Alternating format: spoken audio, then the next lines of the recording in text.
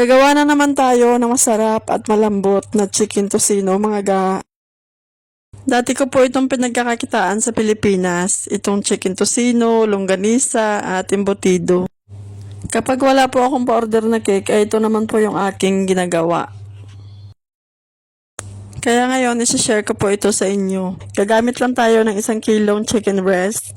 Hiniwa ko ito sa maninipis. Lalagyan natin ng soda, brown sugar, garlic powder, smoked paprika, soy sauce, salt, orange and red food color, at 1 perasong chicken cube. Haluin ng haluin hanggang kumapit yung pampalasa at ma-absorb ng manok yung sauce. Ang teknik ko dyan para lumambot ang aking tocino, hinahalo ko ng padiin. Nilalamas ko ng mabuti yung karne. Kapag lumapot na yung sauce niya gaya nito, pwede nyo nang lutuin yung mga langga. Kung ibibinta nyo naman, titimbangin nyo ng 1/4, kalahati, or 1 kilo, then lalagay nyo sa plastic at ilagay sa freezer. At yun lang mga langga, maraming salamat sa panonood.